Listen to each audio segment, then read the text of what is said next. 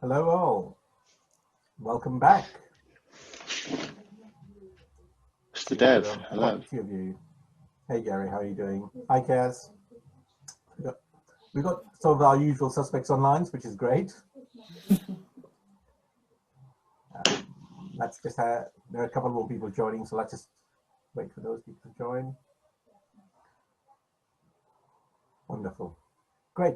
Welcome to this session of Mentoring Professionals. I would like to start off by introducing Sarah straight away, and over to you, Sarah. Great, lovely. Thanks, Dev. Hello, everyone. My name is Sarah Watts. I am a transformational life and leadership coach. So my background, just so you get a bit of understanding about where I've come from, my background is in HR. Don't judge. So most of my HR career has been as a senior HR business partner. So I've done a lot of partnering with operational areas and also a lot of change programs. So some of the change programs that I've been involved in are changes around target operating model, operational transformation programs, systems implementation. My role is usually the role that is the kind of people, the voice of the people around change management and communications and how we're going to engage people and all of that kind of jazz. I have a really keen interest in personal development, and so over that period of time, my interest in personal development has taken me down a route of specialising in coaching. And in July this year, I announced my own coaching practice, which is called Joyful Minds. So I'm very pleased to have the opportunity to be able to do that. So how did I end up here? So one of my friends and colleagues have introduced me to mentoring professionals. So it's lovely to be here, and I really love the idea of people sharing their experience and their support of each other during this strange and wonderful time that we're in.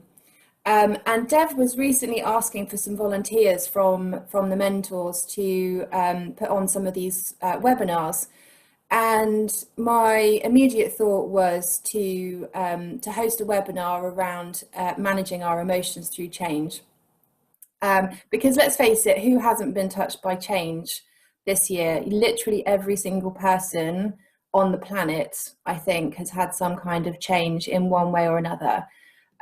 Whether that be losing a job, trying to hold on to a job, changing jobs. I mean, we all went through lockdown, kids homeschooling, you know, all of that. And with the best will in the world, you know, change, even if it's a change that we want, it can often be difficult. So what I'm going to share with you today are some tools and techniques that you can use to help manage your emotions through change. And the focus of the session is really around how you manage your own emotions.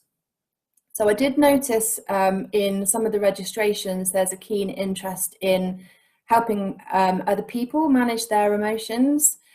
So whether you're a team leader or you're a project manager who's got stakeholders, the focus of the session is going to be about yourself. And what I would say is that in any relationship or situation, we have control over ourselves only. And also, if we want to change the outcome, then ourselves is the best place to start. Having said all of that, if there is a real interest in doing something around stakeholder management and managing teams through change, we could look at setting up another session on that. So just drop Dev a message if that's something you'd be interested in having next time round. So a couple of things to mention. I'm going to talk for about 45 minutes. I would love it if we could have an interactive session. So I'd love it if you could get involved in the chat. I'm going to ask you a few questions as we go through, so please do get involved in that. We are recording the session, and you will get a copy of that recording and a copy of the slides afterwards. So don't worry about making notes. If you're someone who likes to make notes, you will get them afterwards. After I've done with talking, then there's the opportunity for questions and sharing. And then if you stick around right till the end, I have a competition to announce for all of you. So hang around until the end to hear about that. Okay, so I'm going to start with the first interactive question. Please drop into the comments where you're all joining us from. It'd be great to see where you're all from. We've got London down the road, Gary. London, Milton Keynes, Newcastle, Hampshire, Surrey, Buckinghamshire, London. Oh, we're a UK bunch so far. Lovely to see. Plymouth, Hampshire, Florida, Jacksonville. Amazing. Lovely to have you with us, Dan. Fantastic. Thank you. You've passed the first test of interaction. So we shall carry on with that aim. Okay, I'm going to share my screen now. Let's see. Okay, managing your emotions through change. Oh, something's not quite, oh, there we are. Wonderful. Okay, so before we get into the tools and techniques that you can use, I wanted to start by talking about the brain and how the brain works, because I feel that it's really helpful to set the scene around how our brains actually function, so that when we think about the tools to help ourselves, we're working in tandem with the way that the brain actually works naturally. So you may or may not have heard some of these things. I'll try and keep it in plain English as possible. So the first thing to talk about is that the brain actually prefers the unconscious mind. So the conscious mind can only actually cope with a very small amount of information at any one time. So if you were to think about this, if you had to consciously think about walking, breathing, talking, or any of those sorts of things, you literally wouldn't be able to function. And the same is true for thought patterns. So the brain actually pushes as much as it can, as much information, as much of that decision-making functionality into the unconscious mind. And so we're actually only consciously aware of a very small amount, where the unconscious mind is actually usually the one driving the bus, as they say. And there's a really good book, if you're into reading, that I would recommend if you're interested in this subject, called Thinking Fast and Slow. And I'll give you a tip, spoiler alert. The brain that is the quick one is the unconscious brain. And the brain that's the slow one is the conscious one. And so what can happen is that when these things are happening unconsciously, they can actually be much quicker. They did a brain study where they were scanning a brain, and based on the area of the brain that was lighting up, they were able to predict the answer somebody was going to give to a question. And so what that says is that, you know, we can reach a decision or a judgment about a situation before we've consciously really thought about it, which is very interesting. So, you know, if you imagine you've driven home on autopilot, probably we've all done that, not to be recommended, but it does happen. You've done something so many times, you've driven home that exact same route in that exact same car, and it's so automatic, you almost don't need to think about it. Well, that's the kind of analogy really for this, for what I'm talking about in terms of the unconscious mind. So what can happen then is that we start to create something called neural pathways. So the more that we have a thought pattern and we repeat that pattern of thought, we create and strengthen neural pathways. So these are the little connections that happen in our brain where the thoughts travel through. So I like to imagine an electricity cable where electricity runs down this cable. And the more and more electricity runs down this cable, the thicker and thicker that cable becomes. And actually the casing of the cable becomes thicker as well. And so those patterns of thoughts can happen very, very quickly. But there is good news in that we can create new ones. And I'll mention that in a moment. Another thing that's helpful for us to understand is that our brains are hardwired to look for negatives. So we have very old brains that haven't really changed a huge amount.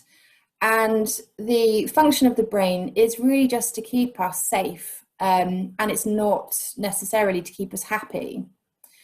And so the brain will be constantly scanning for danger. And this happens unconsciously. And the brain will be scanning for danger that's not just physical danger, but it's also psychological danger. So it might be, for example, that something happened to either ourselves or we've witnessed something happen to somebody else, and our brain will make a note of it and say, that's not safe, we're going to steer clear of that. So an example of that might be giving a presentation, it might be challenging the boss, it might be doing maths, it could be a whole number of different things. But our brain literally goes, oh, that doesn't look safe. I don't want to put myself in that position. And so a little mental note will be stored. And the brain will constantly be looking for risks and issues, which is designed all about keeping us safe. The next point to mention is that our brains like to make us right. So what happens when all of that information is passed through to the unconscious brain, there's some filtering that happens. And in that filtering, which is part of the brain's way of managing all that information, the filters that it will pass through will delete, distort, diminish, or generalize information. And the brain likes to make itself right by looking for information that basically gives evidence to the views that it holds. So I might have a view that it's not safe to have a motorcycle, let's say. And so my brain will naturally look for evidence to make that correct. Oh, I know this person had an accident. I might hear on the news that somebody was in a fatal accident. You know, I'll be listening for and taking note of information, and again, this happens very unconsciously. I'll be taking note of information that backs up the idea, the view, the belief that I have about motorcycles. Let me tell you another example of this. So in the company that I used to work for, there was this game that we played as part of our induction, and the game was called The Saboteur. And the trainer would say, right, I'm going to split you up into teams. You're going to be given a task, and you have to complete this task as quickly as you possibly can with a successful outcome. But there's a catch. And that catch was that one person in the team would be assigned the role of saboteur. And we wouldn't know who that person is. And that person was given the task of trying to throw the team off target from achieving their outcomes, but they couldn't be found out. So these were the rules that were set. And then we were each called up to the front and we were shown a piece of card no one else could see, and it said on it, saboteur or not saboteur. And then we were told, right, off you go, get on with your task. And so what would happen is we'd all be trying to figure this out. It was like a problem-solving task. And we were all trying to figure out what are we going to do and how are we going to fix this issue and all the rest of it. And then one person would come up with a suggestion which just seemed completely left field. It really wasn't helpful. It seemed to be steering the team off down a different route. And everyone would think, right, okay, so perhaps you're the saboteur. And as the task would go on, you know, maybe they'd say something else. And again, it kind of didn't really seem to gel with what the rest of the team were doing. And we think, right, no, maybe you are the saboteur, because that's the second time now that you've said something like that. Anyway, we'd reach the end of the game and the trainer would say, who is it you think is the saboteur? And we would all point at this person, all the team would point at this person and say, we think it's that person. And of course, this person would be like, no, it's not me. I was just trying to help. And we'd be like, no, it was definitely you. Stop trying to throw us off. And then the trainer would announce that no one was assigned the role of saboteur. Everybody's card said, you're not the saboteur. And so the moral of that story is that if we see what we look for, so because we thought there was someone trying to throw off the game, we looked for evidence to make that true.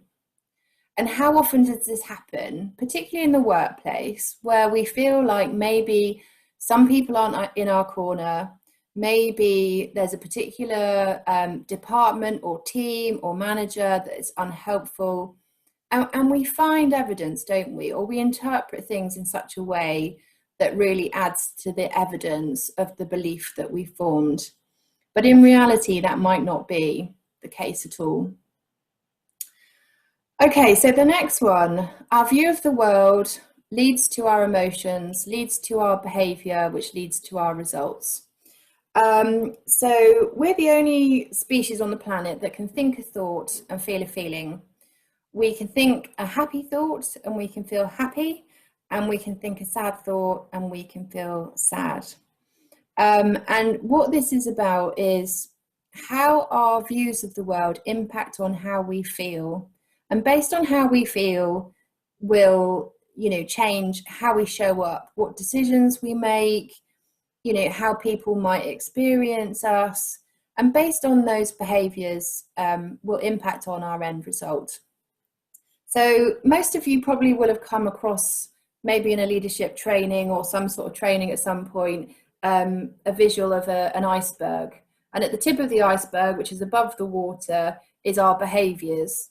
And what's underneath the water, and what you can't see, are all the thoughts, beliefs, values, our personality, our identities, our past experience. All of that is underneath the surface. And what the point of raising this is that if we want to try and make a change to our end result, or if we want to try and make a change to how we're showing up, or if we want to make a change to how we're feeling, then we've got to track all the way back to the start, which is our view of the world. And we need to start getting really curious about what's going on underneath that surface line. And that takes sometimes a bit of courage. It definitely takes curiosity and an open mind, but the results can really pay off. Okay, so the last thing to say here is that we can break our automatic patterns. So the analogy of the electricity cable, we now know through science and research that there's something called neuroplasticity, which is where we can start to create new neural pathways. And so we might have really ingrained patterns of thought. Maybe it's negative habits that we want to break. And it is possible to break down those neural pathways and to create new ones. And what we have to do that is we have to really set the intention to do it, and then we have to keep repeating it. So I like to think of an analogy here of an overgrown garden. So if you've got an overgrown garden, imagine the grass is right up to your shoulders. It's completely out of control, this grass in the garden, okay? Very thick, very difficult to walk through. And let's say in your garden, you always walk from your back door to your shed. And that's the route you always take. You don't go anywhere else in the garden. You just go to the back, from the back door to the shed. And because you've walked that path lots of times, the grass is downtrodden, it's flat. Maybe the path is wide, and it's quite easy for you to walk up and down that path. And so let's say you want to make a new path. You want to make a path from your back door to the back fence. To start with, it's going to feel difficult because all of that grass you've got to battle through. and it's the first time maybe you've done it, so it takes you a long time. And the first time is slow, but then the second time there's a little bit of a hint of where you've been before. So you go down that same route again, and you tread down that grass a little bit more each time. And the more and more you walk that new path, the flatter the grass becomes, the wider the path is, and the quicker it is to actually take that route. And then if you're not going to your shed, that grass is going to become overgrown again. So the same is true for our neural pathways. If we want to create new ones, it might feel difficult to start with. It might feel clunky, but the more that we do it and the more that we repeat those patterns, the stronger those neural pathways will become and the quicker and easier it will be. So our brains do like to, that they can be a bit lazy. It will be the path of least resistance. And so the more that we create those new neural pathways, the more that will happen quicker and easier and more unconsciously. Okay. Let me just check in, see if anyone's got any questions at this stage. If you would like to drop any comments or questions into the chat before I move on to the next slide. So there have been a few comments on chat, Sarah. I'm just trying to think, I'm trying to find one. So Paul says, I think the example of the saboteur occurs in the real world and not just in the workplace. It's the first time I've heard of it as a game / induction icebreaker. Yeah. Good game for an induction, right?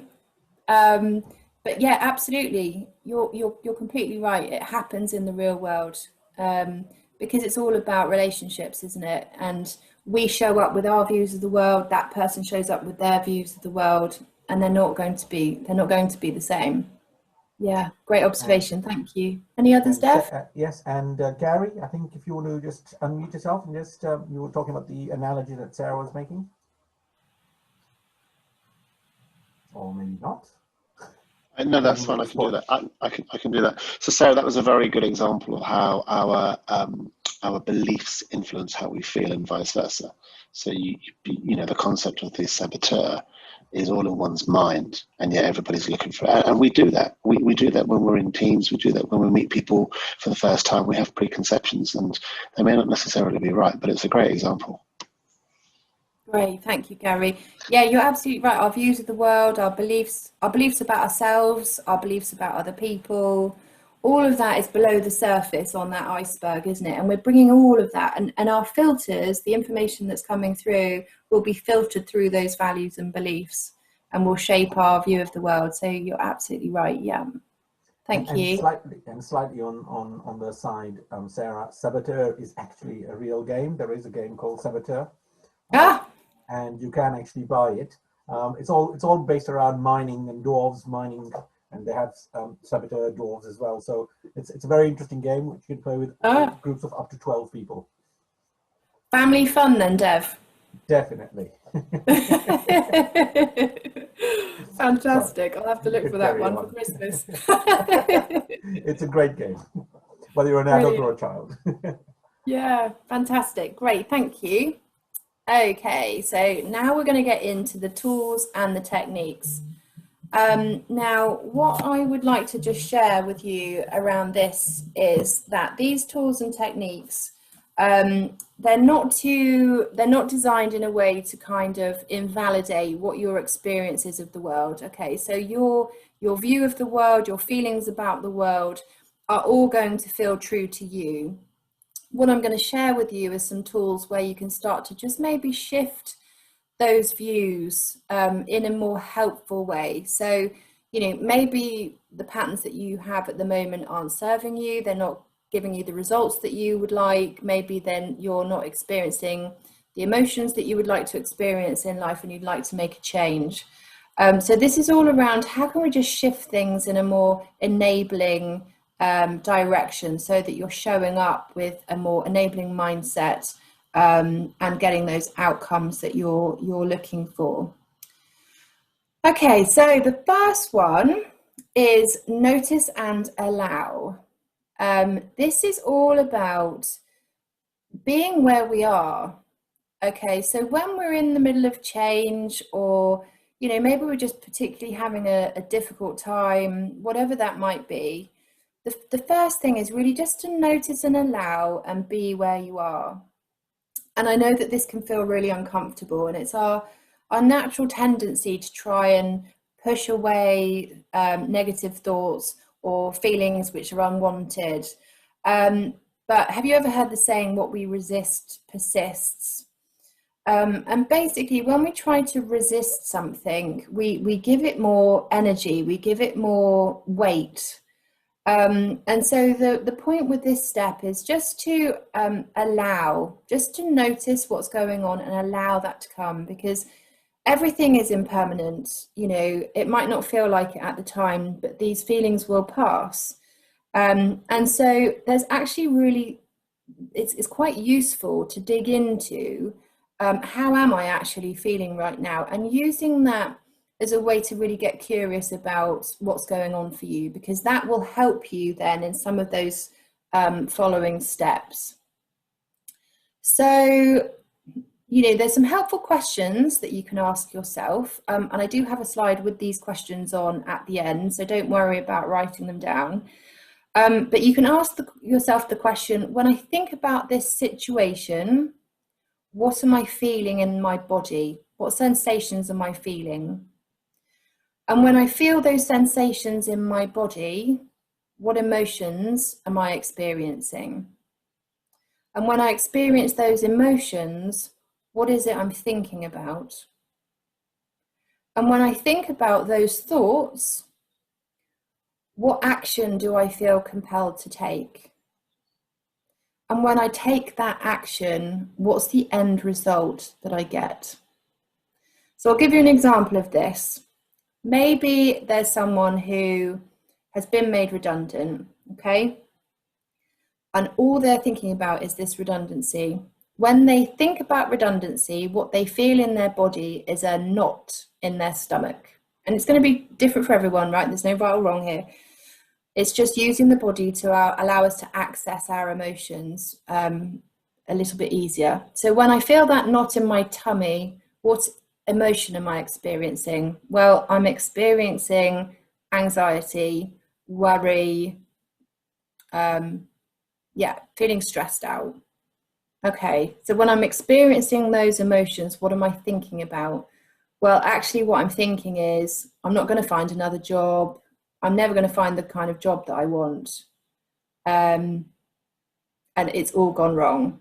Okay, so when I'm thinking those thoughts, what action do I tend to take? Well, I tend to lose my patience with the kids or with my husband or my wife. Okay, so when I take that action, what's the end result? Well, I end up feeling worse. I feel worse because now I've taken that home, into the home environment, and my significant other, who is my person who I look for support, you know, I've now caused an issue with them. Okay, so that's just an example of how that process would work. So I'd like you, if you would like to get involved, share into the chat. If there's someone in the middle of change, maybe this is yourself, or maybe it's someone that you've got in mind, what kind of feelings might they be experiencing in their body, or what kind of emotions might they be experiencing?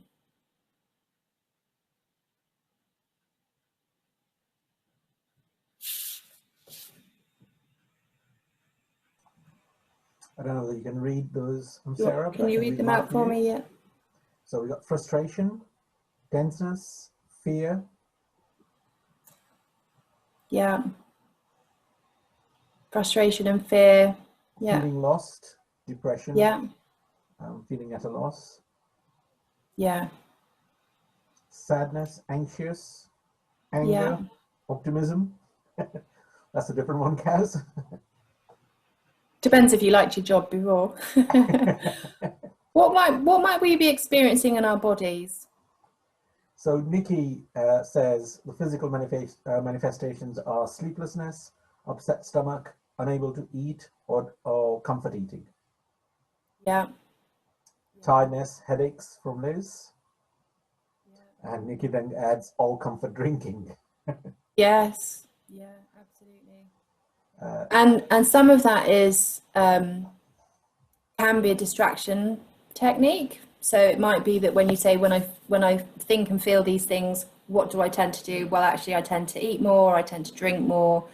Well, what's the end result of that? Does that really help? But the point of this step is just to get curious about what's really going on for you and to lean in a little bit into that rather than trying to resist it or ignore it. Get curious. What can you learn about yourself and your current situation by asking yourself those questions? A few more. Laziness, lack of energy, unable to concentrate, daydreaming, not knowing what piece of work to do next, so doing nothing. Yeah. Being on a razor's edge from Gary. Yeah. And so, they can be quite unpleasant, can't they? Those thoughts and feelings and situations. And so the next few steps in this model can really help to try and make some shifts around those. Okay, so the next one then is physiology. So this is all around the relationship between our mind and our body. And we often think about how the mind can have an impact on the body. So we just talked about some of those, how we don't sleep very well, we have maybe stomach problems, maybe headaches, that kind of thing. Well, this kind of link between our mind and body actually goes the other way around too.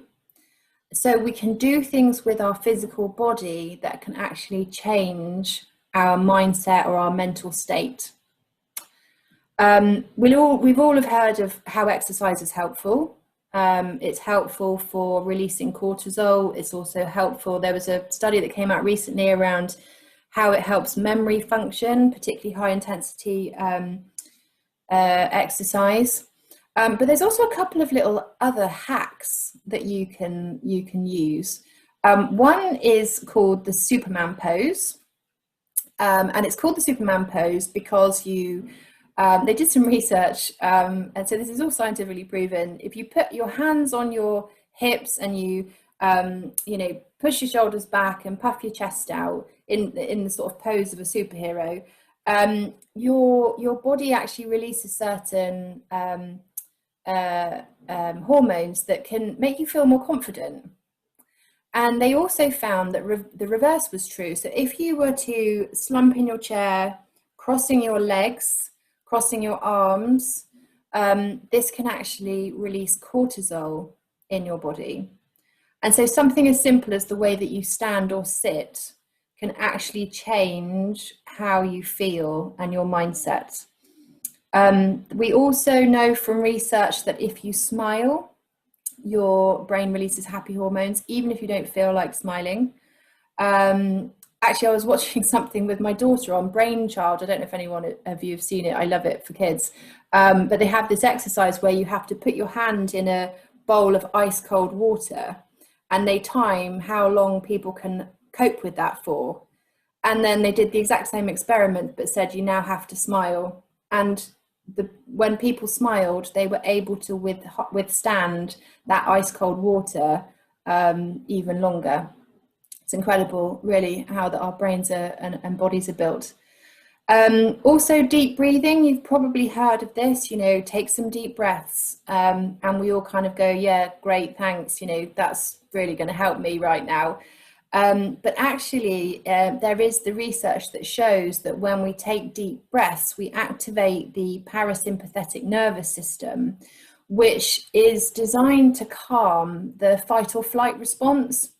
So it actually starts to take some of that cortisol out of your body, and then signals are sent to the brain that says the danger has passed, and we can come down from red alert. So actually deep breathing is proven to help us to feel better. There's lots of other things as well. Meditation. There's been some brain scans in monks who meditate that you can actually change the physical makeup of your brain through meditation. But the point here is all about what works for you. So whether that's exercising, whether it's breathing meditation, whether it's yoga, it might be something like singing or dancing. You know, how often, you know, maybe when we've been out to a party or something, remember those days where we turn up and we're not really feeling it yet, and we just kind of want to sit down and watch other people. And then eventually we kind of get involved. How much better do we feel when we do? You know, and actually go, yeah, I really enjoyed that, you know. Why was I sat at the bar for the first half an hour or whatever? So the question here is, how can I move my body right now to help my mindset? So drop into the chat the ideas that you have on what you particularly might find helpful in terms of moving your body.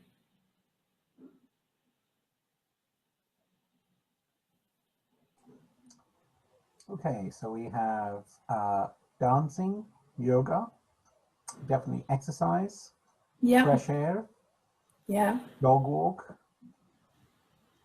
Yes. Getting out in nature is another one, isn't it? There's something about the blue-green that also triggers off something in our brains, I heard. Yeah, so getting out in nature, absolutely. Running, power posing, standing up straight. Yes. And Liz says some me time. Yeah, me time. Absolutely. Whatever that is for you that's going to help. Some time out. Yeah, self-care is so important.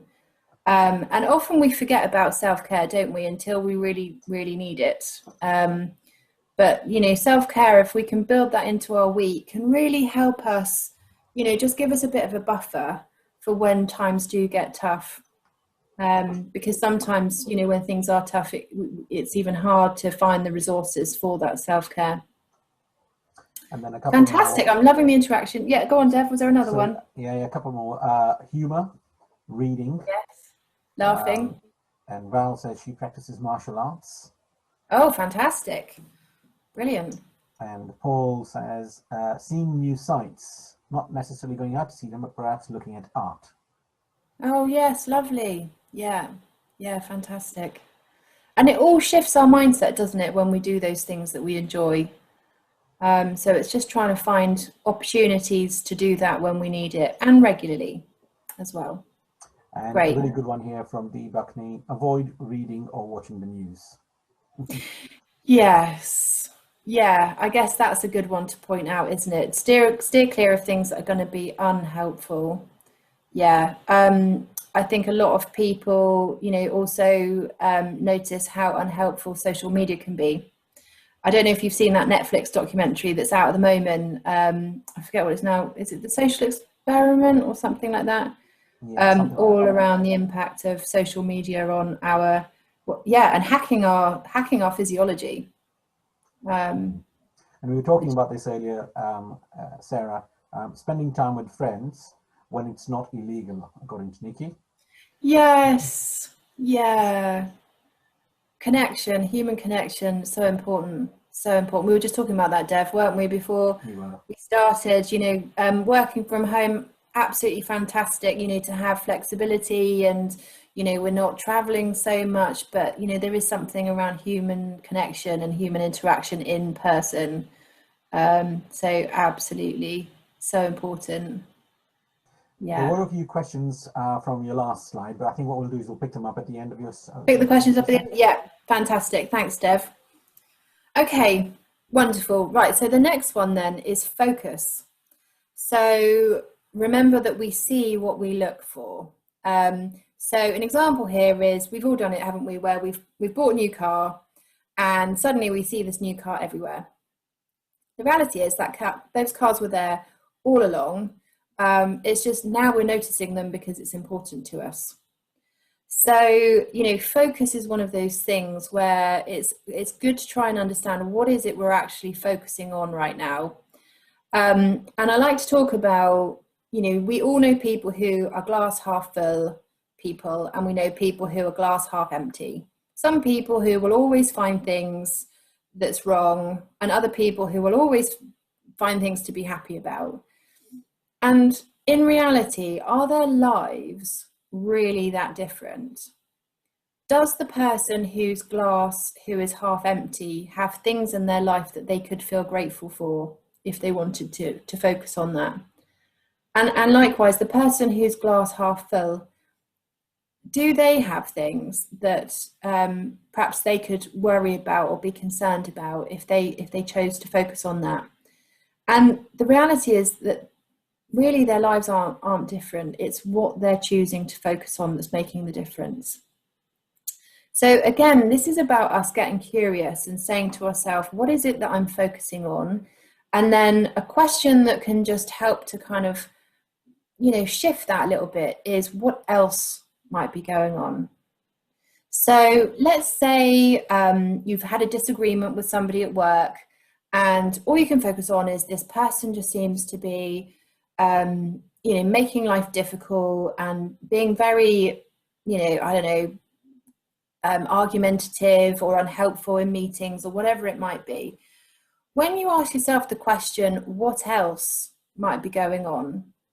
It starts to open up the possibilities, doesn't it? Because what else might be going on? Well, actually, they're under a fair amount of stress. They've got a lot of change. They've had people leaving, starting. They've got this project or whatever it might be. When we ask ourselves the question, what else might be going on? It just allows us to widen that focus away from the area that perhaps we were honing in on, to the fact that there might be other possibilities going on there. One of the things I'd like to share with you about this is something that I found personally really helpful for me, and that is a gratitude meditation. I know it might seem a bit cliche, and if it's for you, great. If it's not for you, then you can discount it.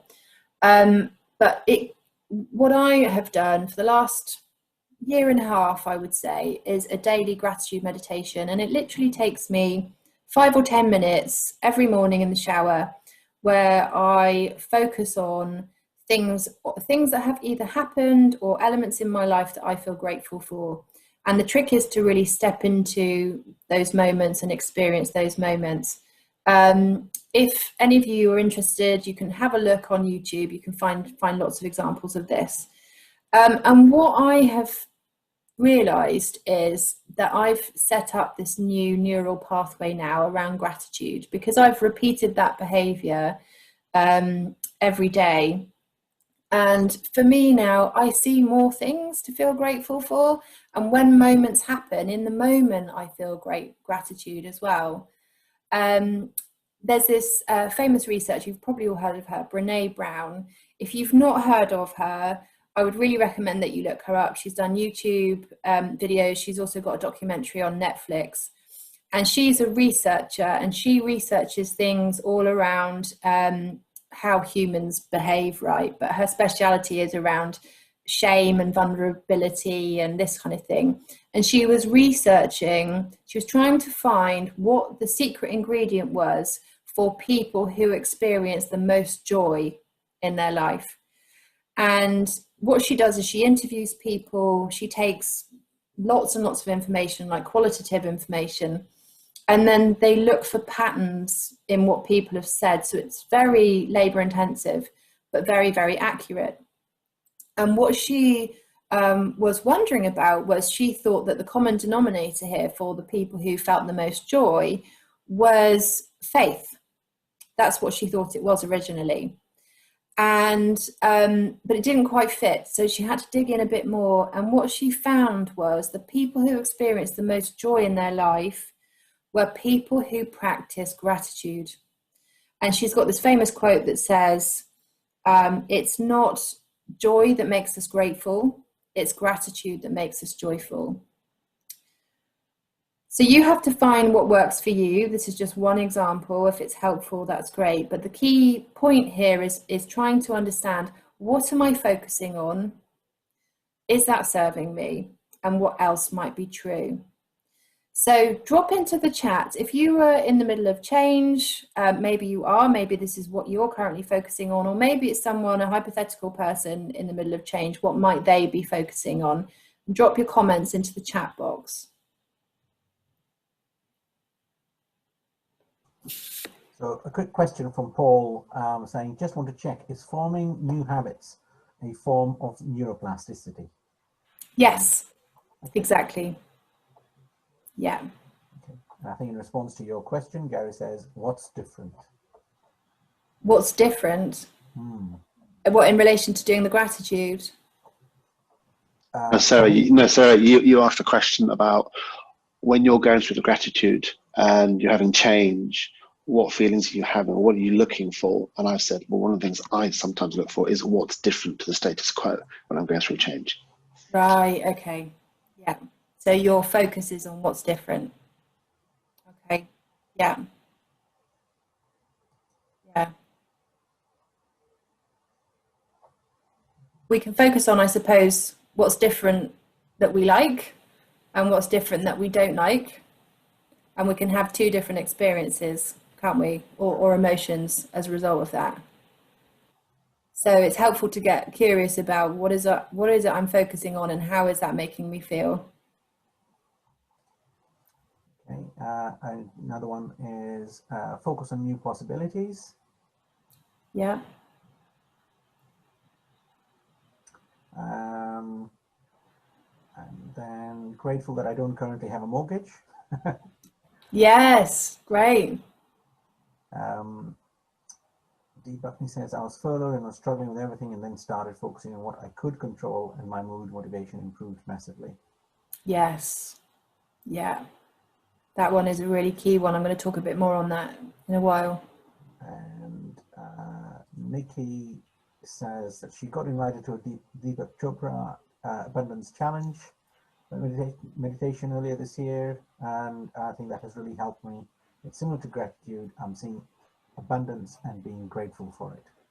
Amazing, fantastic, really helpful. That, yeah, I did see that circulating around lockdown, the 21-day challenge. Fantastic, well done. And then Gary says focusing on what's important to me, and Kaz says having time to pursue new studies and interests. Yeah, that's wonderful. Yeah, and some really great positive examples there of what we can focus on that can really help us to feel better. Were there any more, Dev? Just the one more that's just come in, which is from Val saying having time for others. Having time for others. Mm-hmm. Yeah, yeah. I mean, if we take the example of the lockdown and COVID-19, there's plenty of things that we can focus on that might not, might not bring about a kind of nice feeling. So we could focus on, all of those unwanted changes that we've had, or we can focus on some of the things that have happened that have been positive. The fact that neighbours are more connected to each other, the fact that we've realised that we are, all part of one global, planet, and we can't operate by ourselves. The fact that people are taking care of each other and asking how each other are and making the effort to make those connections where perhaps we wouldn't have, and all those other reasons that you've all shared. And that's the power that focus can have. Wonderful, thank you. I'm loving the interaction. Okay, the next one then is around meaning. Now this one is quite a big area. So this is all around the language that we're using with ourselves and with others, and the story that we're telling ourselves and the story we're telling others. So for example, if you were to talk about a change where you were to say that you were absolutely devastated, and you were to talk about a change where you felt disappointed, would you feel differently using two different words? Well, the research shows that actually we would feel differently about it. There was some a research done by the Crown Prosecution Service into police who were interviewing eyewitnesses of car accidents. And they would ask these eyewitnesses, so people who'd actually seen this accident happen, they would ask them to estimate what speed they thought the car was travelling at the time of the accident. And with one group of people, they would ask them what's the speed before the car crashed. And with another group of people, they asked them what speed did they think the car was travelling at before they had a bump. And what they found was that they got two very different sets of answers just based on that change in wording.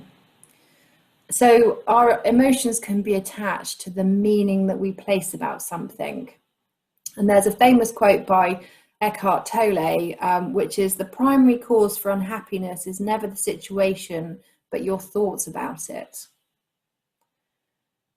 So this kind of harps back a little bit to the notice and allow, allowing things to be as they are, but we naturally attach a meaning to something. So what does this situation tell me about me? What does that mean about me?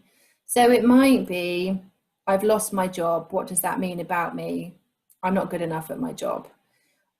Or it might be, you know, I've got ill. What does that mean about me? I'm not taking care of myself. Everyone else takes care of themselves, but I don't. And that's something that I then feel ashamed about. So the point is that it's not the situation, it's the meaning that we attach to that situation that affects how we feel about it. So if we were to get really curious and remember some of the questions from the first step, what am I feeling? What am I thinking? There's questions here about, what do I believe to be true about this situation? And remember, our brains make us right. Our brains look for evidence to back up the views that we have. So if we have a certain view about that situation, we're only really going to be noticing the evidence that backs that up. So the questions to ask ourselves here is, what do I believe to be true about this situation? What evidence do I have about that? What other beliefs will be helpful in this situation? And how would things change if I believed those instead? So the key here is not to make a massive leap from my situation is awful to my situation is amazing. You know, it might be that the first step is my situation's not as awful. Or it could be there's an opportunity for my situation to change. So we're not looking to make that massive, great big leap, but what we're trying to do is just shake that up a little bit and say, is there something else that I could, you know, realistically believe instead that will make a difference to how I feel about that situation? Can I recognize that perhaps my view on this isn't 100% the entirety of that situation? There's just a chink of something different that perhaps I could believe that would help me to feel differently and show up differently. So let's share in the chat what beliefs, and this is really where our negative self-talk can come in. If you are in the middle of change, or someone you know is in the middle of change, what kind of limiting beliefs might we hold about that change?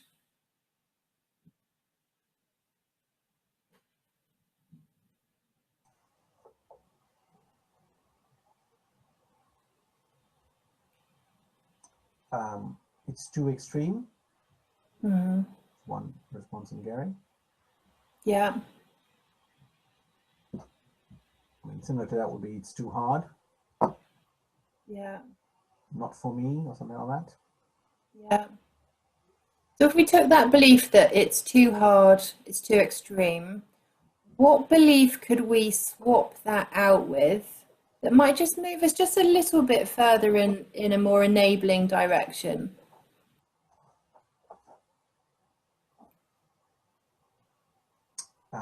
Gary says it'll be a challenge. Yeah. Going back to your original question, a couple more. I can't see how to change it, or limiting my belief. Yeah.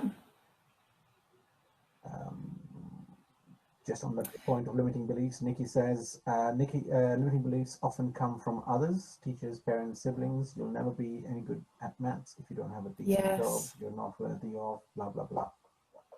Our limiting beliefs can come from others. You know, we do tend to form some of those beliefs in very early childhood. So our significant others around that time will, you know, shape some of those beliefs. So our beliefs can sometimes come from others, and our beliefs can also be formed by ourselves about our experiences of the world. And the ones that are formed by us are generally, back to what I said earlier about the brain and how it's trying to keep you safe. So generally, the beliefs that we formed ourselves will be, at some point, will have been to have kept us safe. And the point here is that maybe those beliefs were helpful at that moment in time, but holding on to them forever and a day, you know, actually starts to become unhelpful. So if I have a view that I don't like presentations, or I don't like maths, or I don't like speaking up in meetings because it's not safe, you know, or whatever the views might be, you know, at one point those were formed perhaps because they were that our brains were trying to keep us safe. But is that helpful any longer? Is that helpful when I'm trying to, you know, raise my profile, or do more networking, or go for that promotion, or change jobs, change careers? You know, how helpful are those beliefs? Are they really serving us now? And that's when we want to start to challenge them and say, you know, do we really believe that to be true? And what could I believe instead? You know, the word yet is wonderful. You know, I haven't learned how to do that yet. You know, it can be really powerful. So instead of saying I can't do that, you can just add the word yet. I can't do that yet. And how differently do we feel? So you may have all heard about the fixed versus the growth mindset. A fixed mindset basically says you're born with an innate ability. So maybe you believe that leaders are born, or salespeople are born, right? You're fixed. You have your set of skills, and that's you. And then there are other people who believe that we have a growth mindset, which is we can learn skills. We can learn how to be a leader. We can learn how to be an effective salesperson. We can learn the people skills that we need to succeed. And I know which one feels better for me, right? So there's something about, what do I choose to believe here that's actually going to help me to show up in a more enabling way? Okay, any others, Dev? Yes. So Amit Pal was saying, if somebody else can do it, I can do it. Yes. Or with the right mindset, everything is achievable. Yeah. And Kaz says something which I didn't quite understand. Kaz, perhaps expand on that. I'm up against a much larger number of applicants than I would normally be. Perhaps you can explain that a bit more, Kaz? It was just the so normally you'd expect to be up against, say, perhaps half a dozen other people applying for new jobs. Now with so many people in the same boat, you're up against that many more, and it's like, well, are my qualifications, are my skills and experience enough to you know, hold me in good stead against those others? Yeah, that's one that I imagine a lot of people are experiencing right now. And so if we were to apply this tool, this technique, to that belief, what might be believable, because let's face it, it's got to be believable. There's no point in telling us that night is day. But if we were to shift that in a direction that's more enabling and more helpful, what could we believe instead?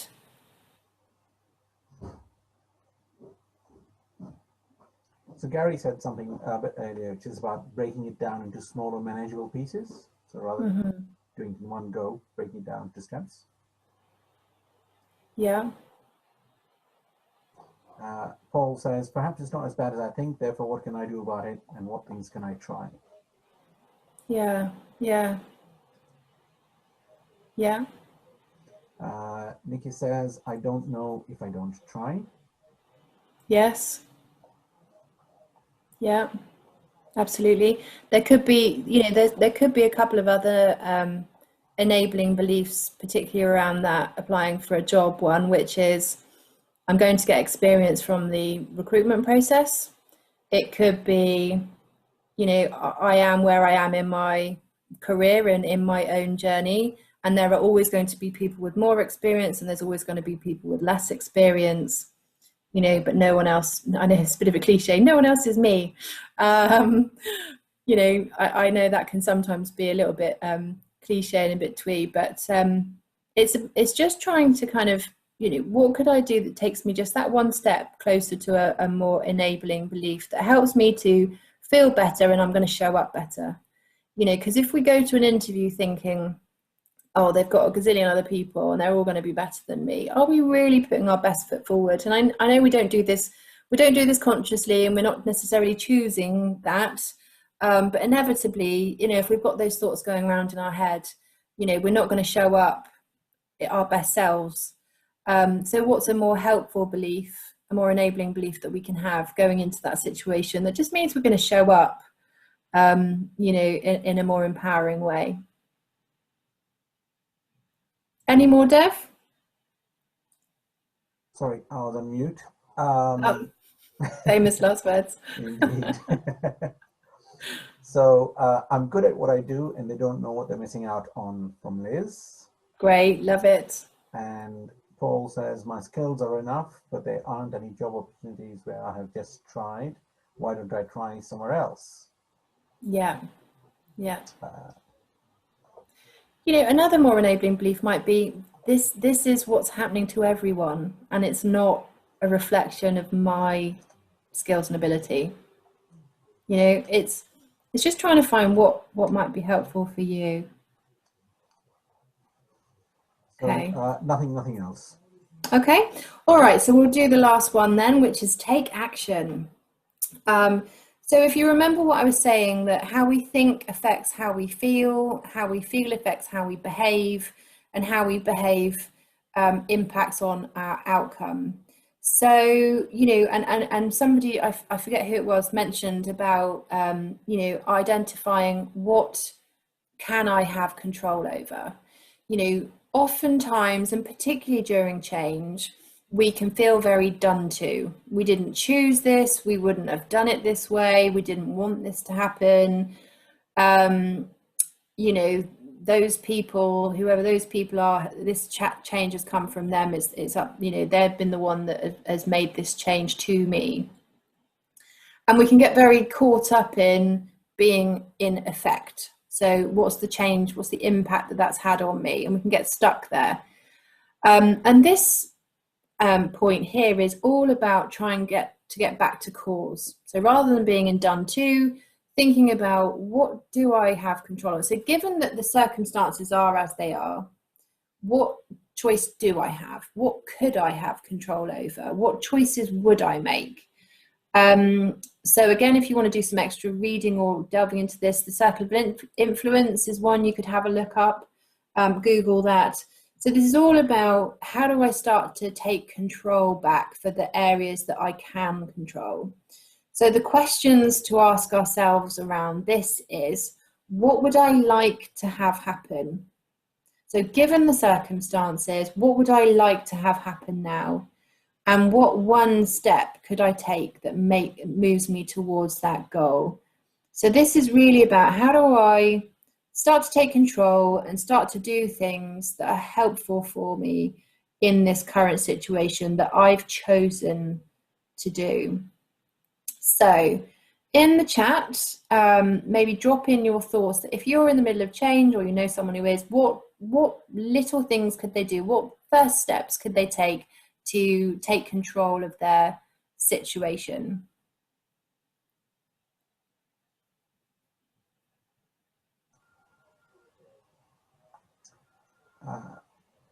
So you just want to repeat the question? Yes. So if you're in the middle of change, or you know, or you can either answer from yourself's perspective or from a hypothetical perspective, what steps could you take that would help you move in the right direction? So the right direction in terms of what you want as an outcome to this situation. So a couple of responses. Take one step at a time. Yeah. Break it down into bite sizes. Yes. Define the outcome I want. Yeah. That's about it at the moment. Yeah. All great suggestions. Yeah, go on, sorry, Dev. If the audience would like to just unmute themselves and say some of these things out loud, that's perfectly fine as well. Amrit Paul says, connecting with the right people. Yes, networking. Yeah. So, I mean, great guys. Yeah, absolutely. Get clear on what you want and then start taking steps down that route. Does anyone have anything else they want to add? Nothing at the moment. No. Oh, there's one more, Okay. sorry. One more that's just come in. Yeah. Identify who can help you.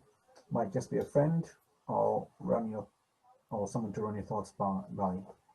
Yeah, absolutely. Yeah, that's a great one. And haven't we all seen, LinkedIn, hasn't LinkedIn changed this year, from being quite cold and businesslike, and now it's a lot more supportive as a community, and people are helping each other, and people are getting jobs, through recommendations from people they've met on LinkedIn. I think that's wonderful.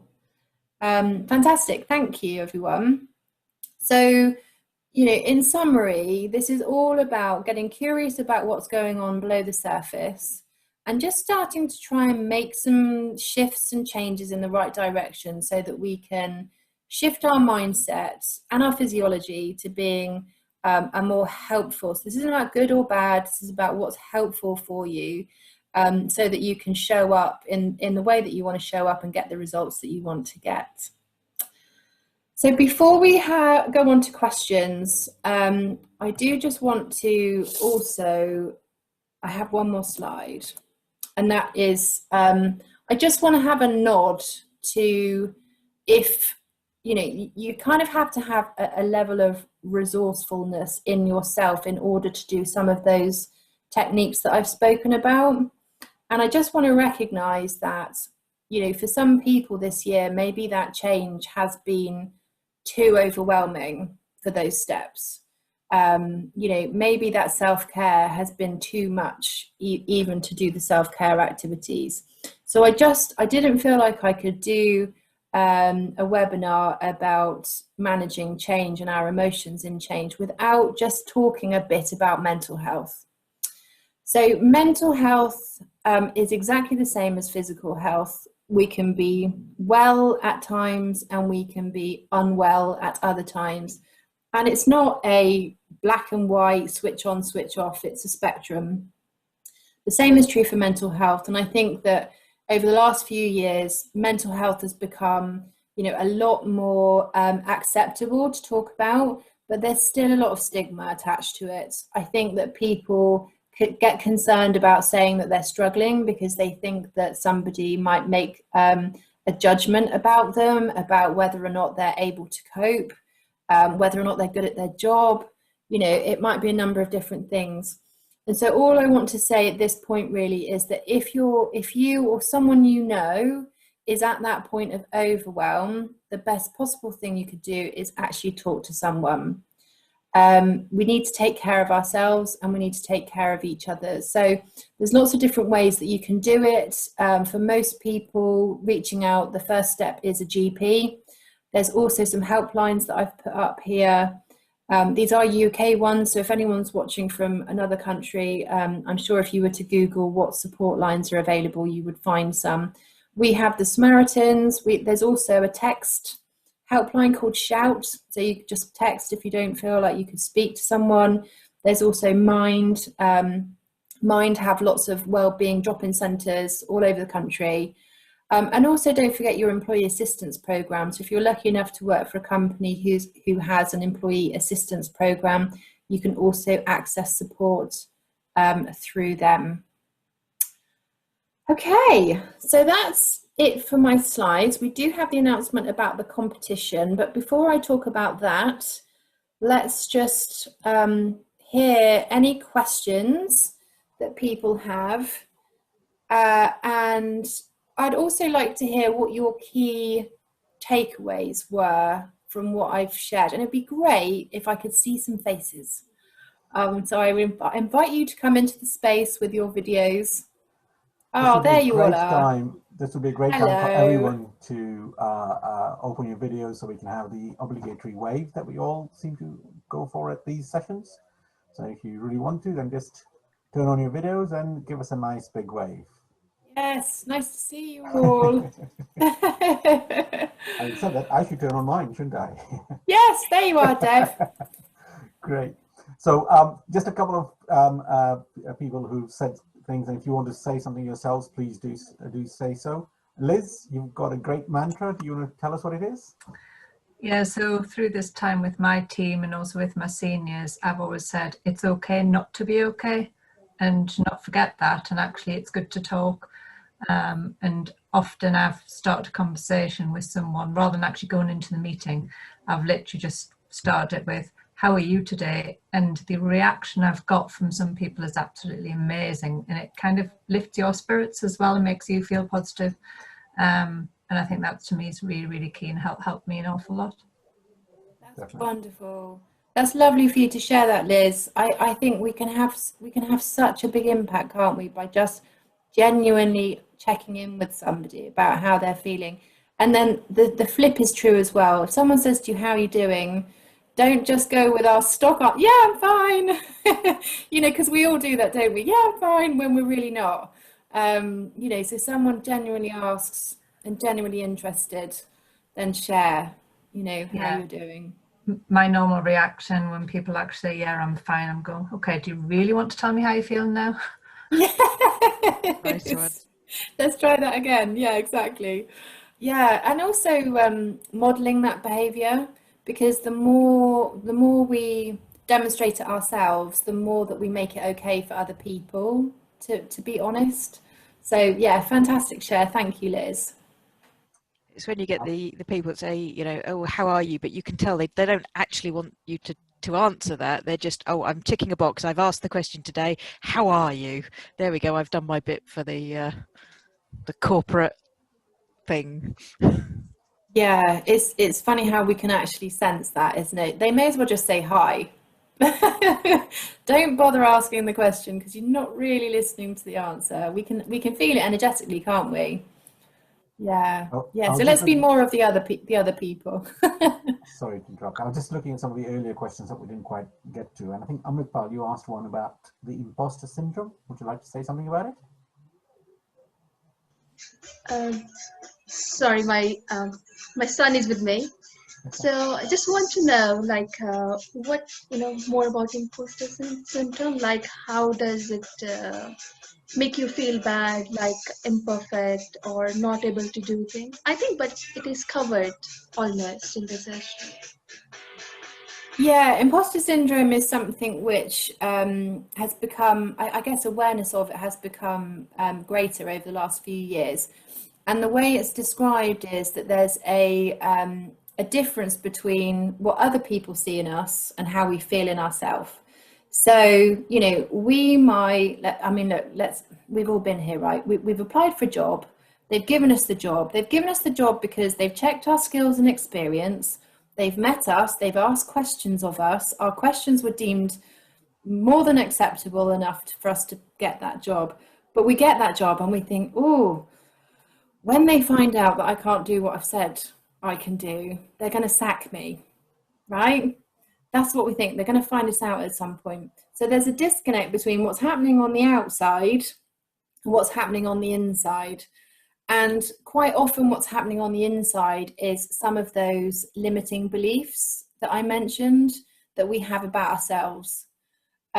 Because, you know, and we also look for the evidence to make ourselves right. So we tend to discount any evidence. Oh, but didn't you do that project really well? And didn't you get that amazing qualification? And oh, didn't you get this special mention, you know, in those employee awards? And it'd be like, yeah. I'm discounting that because that doesn't fit with my view about myself. You know, also perfectionism can come in with this. You know, when we achieve something we've set out to achieve, we just raise the bar. So instead of feeling good that we've achieved that, we just go, well, obviously that was too easy. You know, I'm going to raise the bar instead. So the key with imposter syndrome is to start digging into, what do I believe about myself? What is it I'm focusing on? What do I believe to be true? You know, what evidence have I got that maybe supports a different view, and just chip away a bit at some of those things. Yeah, thanks for asking that question. May I please ask another question? Of course. Oh, thank you. At the very beginning, you mentioned something about the brain focusing on the negative type of thing, and therefore seeing evidence to comfort that. How can one kind of harness that, either like, you know, on a personal perspective, but also to work with clients and teams, because everyone sees, kind of has the same kind of perspective from the fact that everything is negative and actually it is not. But I don't know how to help people see the end another way. Do you mean, how do you harness the looking at the negatives, or how do you switch it around into the positives? To switch it. Switch it, yeah. So personally for me, the gratitude meditation has really helped in that regard. So rather than always, you know, and this is where the thought pattern can happen so unconsciously and so quickly that we can naturally just think about the negatives. You know, when we start to pay attention to things that we appreciate, it kind of, the momentum of that builds. It's a natural human condition. But I would say, you know, some of that gratitude stuff really helps us to shift. And also when we're in gratitude, when we're experiencing the feeling of gratitude, we're not feeling fear or anxiety or any of those other types of emotions. The two can't exist at the same time. So I think there is something around mindfulness, about self-awareness, catching yourself when you know you're doing it, and using some of those techniques that we've spoken about today, just to kind of, come on, you know, it's not all bad. It's not all like that. You know, we tend to generalize everything, never, you know, it's always like that. You know, we generalize, and it's a natural human condition to do that. But if we use some of those techniques, we can just sort of chip away a bit at that. Does that answer your question? Yeah, sure. Thank you very much. No problem. Oh, Dev, you're on mute. I know, I just noticed. So some people say they need to leave. So so Sarah, it might be good if you could share the competition now. Yes. Okay, drum roll, everybody.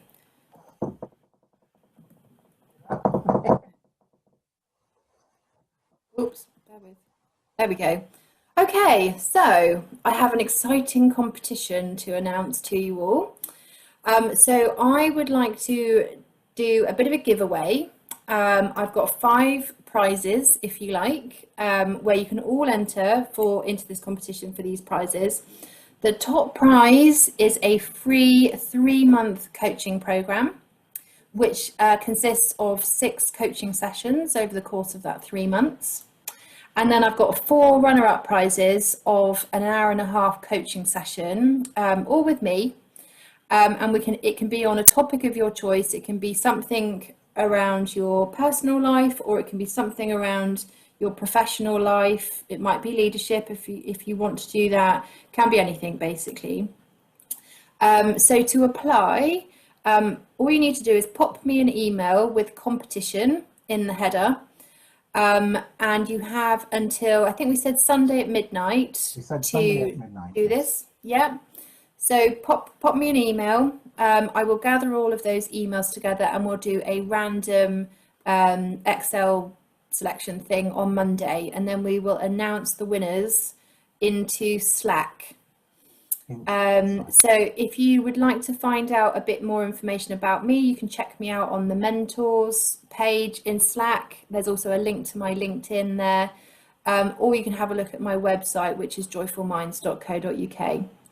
But I would love it for you all to enter if it's the right thing for you to do at this particular moment in time, and do share with any other mentoring professionals in our group. And can I just say that we will be opening this competition to mentoring professional members as well. So one of the conditions of this competition is that you should be a member, but if you've joined the session, then you will be able to enter the competition anyway. So that's why we're keeping the end date till end of Sunday. And we're planning on announcing the winners on Monday, aren't we, Sarah? Yes. Right. And if you are the winner, you will be notified by email as well. Fantastic. Great. Well, thank you all for joining, and thank you, Dev, for being my wingman with the questions. You're you welcome. thought you were Thank getting you for some a great time off. presentation. I think the feedback has been fantastic and the interaction has been great. So Darren, just to answer, you just have to email Sarah Sarah, if you just want to post your email address again. Yeah. Alternatively, we will be posting the entry link on our Slack channel. And if you aren't members of Slack, I'm just pasting a link that I suggest you copy from chat to join our group, and you'll have access to another 30 odd mentors and all of the other work that we're doing at the moment as well. So on that note, Sarah, thank you so much. That was a fantastic session. And everyone, thank you for attending, and I hope you really enjoyed it.